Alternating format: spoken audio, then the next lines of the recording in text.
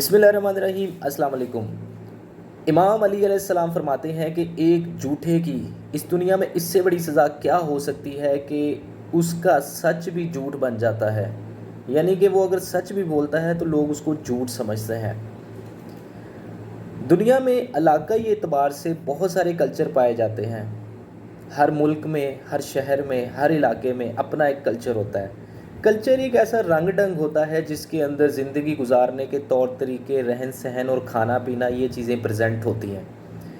लेकिन कल्चर के अंदर एक ख़ास किस्म के डायलॉग्स भी होते हैं जो हर इलाके के अपने अपने स्पेसिफिक होते हैं, और वो डायलॉग्स अमूमन फ़नी होते हैं और उस कल्चर के, उस सोसाइटी के लोग ही उन डायलॉग्स को अच्छे तरीके से समझते हैं।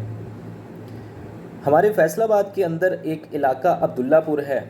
अब्दुल्लापुर के अंदर बहुत सारे डायलॉग्स में से एक डायलॉग ये भी है कि जो झूठा आदमी होता है उसके बारे में कहा जाता है कि बाबा जी इन्ना झूठ बोलदा कि झूठ तबाह कर देंदा। यानी कि झूठ की इतनी सुपरलेटिव डिग्री है कि झूठ तबाह कर देता है। जी हाँ, तो आज की हमारी इस वीडियो का टाइटल भी यही है कि झूठ तबाह करते हैं। तो मैं आपके साथ एक वीडियो शेयर करता हूँ, वो वीडियो देखिएगा, उसके बाद हम इस पे बात करते हैं। और मैंने आईबी से और स्पेशल ब्रांच से और दूसरे सीक्रेट एजेंसी से मैंने मालूम करवाया है, खुदा की कसम किसी जगह पे भी 40-50 से ज़्यादा लोग नहीं हैं। इतना मायूस कुन जो है वो रद्द अमल हुआ है।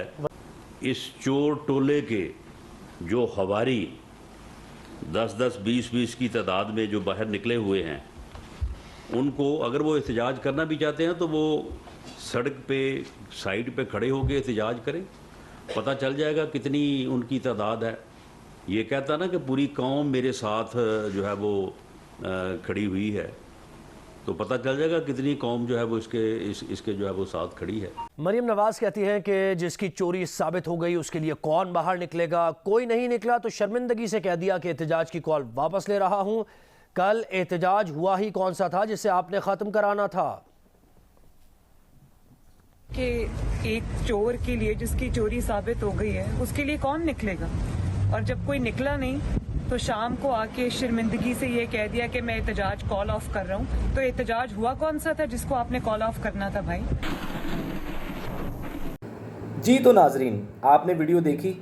मेरा ख्याल है कि 70 से 80% तो आपको देख के अंदाज़ा हो गया होगा कि मैं क्या बात करने वाला हूँ। तो ये लोग हमेशा ऐसे ही करते हैं, अब नहीं, शुरू से ऐसे करते आ रहे हैं। इस लेवल की मुनाफकत और इस लेवल का झूठ आपने 2 एग्जाम्पल्स इसमें देखी हैं जिनके अंदर झूठ तबाह किया गया है।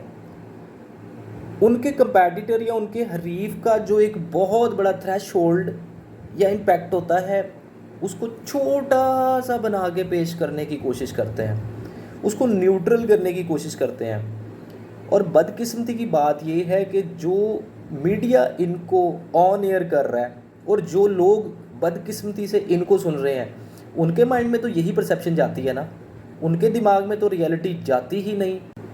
उनके दिमाग में तो यही झूठ जाता है ना जो ये डाल देते हैं। तो ये क्यों हो रहा है? ये मुनाफिकत क्यों होती है? ये इतना बड़े लेवल का झूठ क्यों तबाह किया जाता है? क्या मिलता है इससे? क्या दुनिया ही सारा कुछ है? आगे चल के कोई हिसाब नहीं देना? मरना नहीं है? हमारे भाईजान ने ये जो 41 मिनट्स की प्रेस कॉन्फ्रेंस की है, इस सारी की सारी का मैंने क्रिटिकल एनालिसिस किया है और इसके अंदर बड़े बड़े झूठ और बड़ी मुनाफिकतें बोली गई हैं, उस सारी का मैंने क्रिटिकल एनालिसिस किया हुआ है। सिर्फ इसका नहीं, जितनी भी इन्होंने प्रेस कॉन्फ्रेंसेस पहले की हुई हैं और जितनी इनके बाकियों ने की हुई हैं, उन सब का। लेकिन मैं आज उनमें से जो एक टॉप ऑफ द लाइन चीज़ है उसके बारे में आपको बता देता हूँ, बाकी सारी बात अंडरस्टैंड हो जाएगी आपको। मैंने खान साहब की भी जो प्रेस कॉन्फ्रेंसेस होती हैं या जो जलसे तकारीर होती हैं उनके ऊपर भी क्रिटिकल एनालिसिस किया है, लेकिन बिलीव यू मी यार, बहुत फ़र्क है। ये तो सरेआम झूठ की तबाही हो रही है ना, झूठ किस लेवल का बना के पेश किया जा रहा है, किस लेवल की मुनाफिकत की जा रही है। तो भाईजान अपनी प्रेस कॉन्फ्रेंस के अंदर फरमा रहे हैं, तकरीबन कोई 1.5 लाख लोगों ने उनको सुना है, मुख्तलिफ न्यूज़ चैनल्स ने उनको ऑन एयर किया है, और उस वक़्त उनके सामने सहाफ़ी भी बैठे हुए थे जिनको स्क्रिप्ट देकर बिठाया जाता है कि जी आपने ये सवाल पूछने और ये नहीं पूछने। तो उसके अंदर वो फरमा रहे हैं कि जी ये जो 40-50 बंदे निकल आते हैं ना, ये कोई प्रोटेस्ट नहीं है, ये कोई एहतजाज नहीं है, ये समझता है पूरी कौम इसके साथ है, तो ये 40-50 लोग या 10-10 लोग जो उनको वो सड़कों के किनारे पे खड़े होकर एहतजाज करना चाहिए, लोगों को परेशान नहीं करना चाहिए। सुना है आप सब ने। अब इसके जवाब में मेरे पास डॉक्यूमेंटेड डाटा है, ठीक है, वो मैं आपके साथ शेयर करता हूँ अभी, जिसमें पूरे पाकिस्तान के तकरीबन 34 सिटीज़ की वीडियोस हैं उस दिन की, जब खान साहब को डिस्क्वालीफाई किया तो उसके बाद जो लोग निकले हैं वो। उसके बाद डॉन न्यूज़ ने जो पब्लिश किया है थाउजेंड्स ऑफ पीपल वाला, लाहौर के अंदर सिर्फ, बाकी पाकिस्तान के डिफरेंट सिटीज़ के अंदर डिफरेंट है, सिर्फ एक लिबर्टी चौक का, और भी बहुत सारी जगहों पर हुए हैं उस दिन मुजाहरे और प्रोटेस्ट। अब मैं इनको जो मज़े की बात बताने वाला हूँ, मौसूफ जहाँ पे रहते हैं इनके घर के सामने का जो प्रोटेस्ट था, आई वॉज देयर, मैं वहाँ की तस्वीरें भी डालता हूँ इस वीडियो के अंदर, मैंने वो देखा, ठीक है। वहाँ पे जब दोपहर को 3 बजे खान साहब के डिस्क्वालीफाई होने की इत्तला मौसूल हुई है, तो उसके बाद 4 बजे तकरीबन कोई 8-10 हज़ार बंदा इकट्ठा हो गया था वो डी टाइप चौक के अंदर, और फिर आहिस्ता आहिस्ता बंदे कम होते रहे हैं, लेकिन रात को मैंने 10 बजे भी जाके देखा तो कोई तकरीबन 2000 बंदा वहाँ पे मौजूद था। मैं आपको ये एक पिक्चर और शेयर करता हूँ, आप ज़रा देखिएगा। इसके अंदर मैंने सिर्फ एक थोड़ी सी स्पेसिफिक जगह की तस्वीर बनाई हुई है। जारी बात है मेरे पास ड्रोन तो था नहीं कि मैं ऊपर से इसकी तस्वीरें बनाता या कवरेज देता, मैंने एक साइड की तस्वीर बनाई है, और उस तस्वीर के अंदर ही तकरीबन आपको 250-300 बंदा नज़र आ जाएगा अगर आप गिन लें उसको जूम करके। तो ये मौसूफ देखें ना झूठ के साथ क्या कर रहे हैं। इनके अपने घर के सामने वो प्रोटेस्ट था जिसके अंदर रात 11 बजे तक भी तकरीबन 1000 बंदा खड़ा रहा है उस जगह पे। तो ये क्यों करते हैं ऐसा? क्या मकसद है इन चीज़ों का? क्या मिलता है ऐसे झूठ बोल के और ऐसी मुनाफकत करके? क्या मिलता है?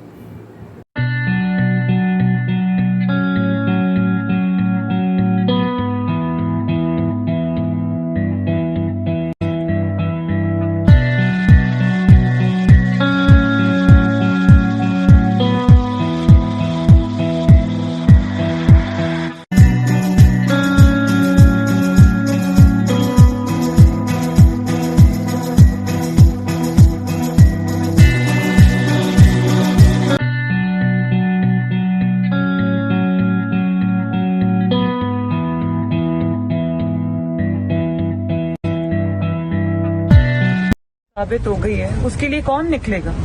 और जब कोई निकला नहीं तो शाम को आके शर्मिंदगी से ये कह दिया कि मैं एहतजाज कॉल ऑफ कर रहा हूँ। तो एहतजाज हुआ कौन सा था जिसको आपने कॉल ऑफ करना था भाई? तो देख लिए ना आपने वो रिपोर्ट्स जो मैंने शेयर की हैं, डॉन न्यूज़ की रिपोर्ट, और उसके अलावा डेली पाकिस्तान की रिपोर्ट, और उसके अलावा जो मैंने मौसूफ वज़ीर दाखिला के घर के सामने की बनाई हुई पिक्चर है वो, और जो पाकिस्तान के 30+ सिटीज़ की उस दिन की वीडियोज़ हैं वो भी आपने देख ली हैं। मैं नहीं कह रहा जनाब, अगर मैं कहूँगा ना तो आपको ये बाइसनेस लग सकती है, लेकिन नेट के ऊपर ये चीज़ें पड़ी हुई हैं, आप निकालेंगे तो आपको नज़र आ जाएगा कि चैनल्स क्या बता रहे हैं। क्योंकि बहुत सारे चैनल्स तो इन्होंने बंद किए हुए हैं ना, उनको तो कवरेज देने की इजाज़त ही नहीं है, सिर्फ एक बोल न्यूज़ है जो कि कवरेज देता है बस, बाकी तो सब बंद किए हुए हैं। आप लोगों ने सुन लिया ना इनको, और देख भी लिया इतने बड़े लेवल का झूठ बोलते हुए।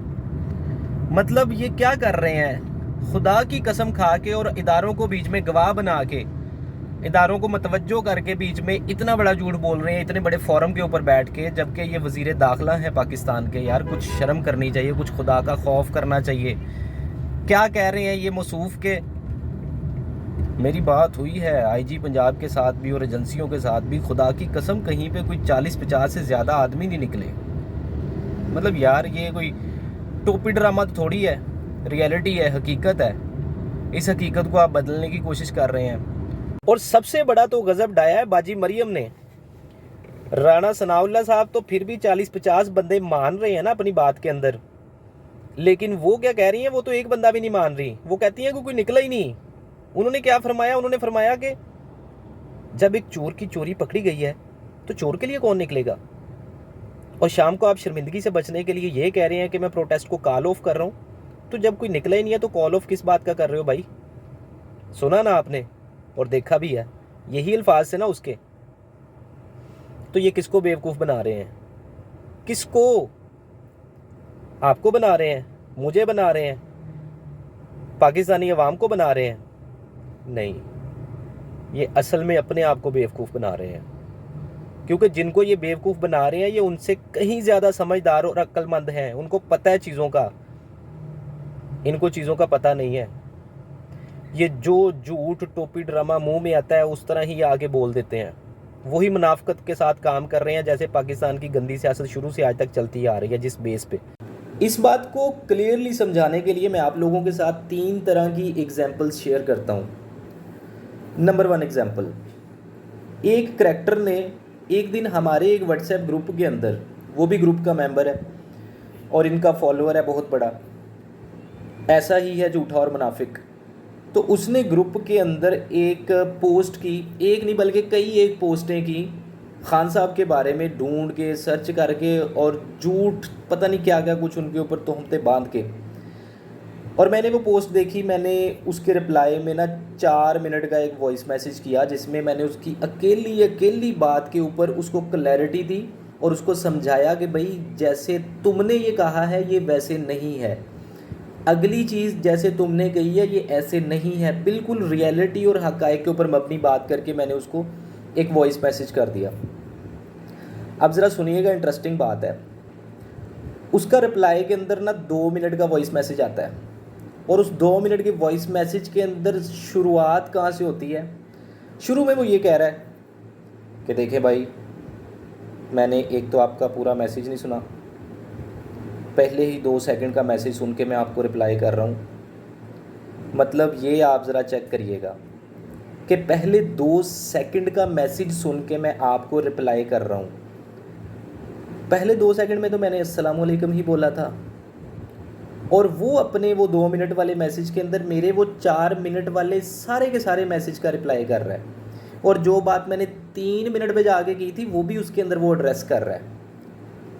अब ग्रुप के अंदर जारी बात है कि और भी 40-50 लोग थे, तो उनके सामने मेरे उस थ्रेशोल्ड को, मेरे उस इम्पैक्ट को जो मैंने बोला उसको न्यूट्रल करने के लिए वहाँ पे झूठ और मुनाफकत का सहारा लिया, जो ये काम करते आ रहे हैं।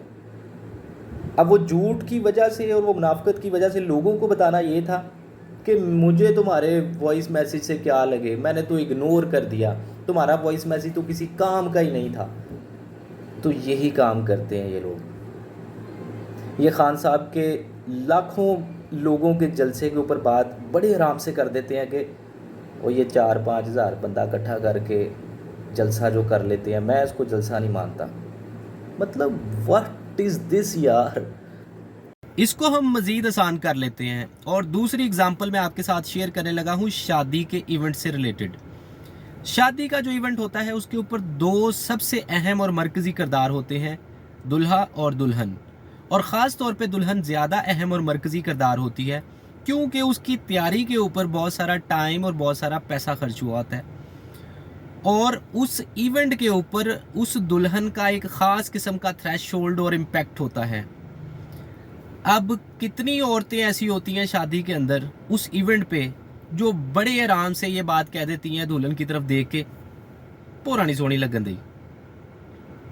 होता है ना ऐसा, यानी कि उसके थ्रेशोल्ड को, उसके इम्पैक्ट को बड़े आराम से न्यूट्रल करने की कोशिश कर देना।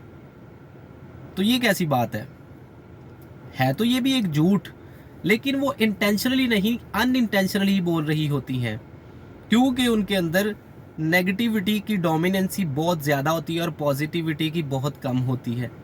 वो अपने हसद में, अपनी जेलसी के अंदर ये बात बड़े आराम से कर जाती हैं। अरे भाई तुम्हें क्या लगे, वो कैसी भी लग रही है, वो सिर्फ अपने हस्बैंड को अच्छी लगनी चाहिए। तुम्हें ना भी लगेगी तो उसका थ्रेशोल्ड या इम्पैक्ट कम तो नहीं हो जाएगा, न्यूट्रल तो नहीं हो जाएगा। अब तीसरी और आखिरी मिसाल, वो भी बड़ी मज़े की है। आपने देखा होगा कि कभी कभार ऐसे होता है कि किसी घर में बहुत ज़्यादा रश लगा होता है, वहाँ पे पुलिस आई होती है और वहाँ पे अल्लाह माफ़ करे कोई ना कोई हादसा हुआ होता है, डकैती हुई होती है, वारदात हुई होती है या कत्ल हुआ होता है, तो एक मतलब बड़ा सानहा रूनमा हुआ होता है। तो वहाँ पे रश की वजह से बच्चे भी आ रहे होते हैं, काफ़ी सारे बच्चे रश को मज़ीद बढ़ा रहे होते हैं और बच्चे क्यूरियस होते हैं ये जानने के बारे में कि यहाँ पे हुआ क्या है। और बच्चा जब कोई पूछ लेता ना किसी बड़े से, वहाँ पे किसी बुज़ुर्ग से या किसी बड़े आदमी से कि अंकल क्या हुआ यहाँ पे, तो वो अंकल आगे से कहता है कि बेटा कुछ नहीं होया, चलो अपने घर, कुछ नहीं होया थे। मतलब वो उसका जो एक इम्पैक्ट है, उसका जो थ्रेशोल्ड है, उसको न्यूट्रल करने के लिए कि बेटा कुछ नहीं होया थे, जाओ। यार ये कैसी बात है, मतलब कुछ भी कोई पूछने वाला नहीं है, कोई बताने वाला नहीं है, जो दिल में आए वही बोल देना है।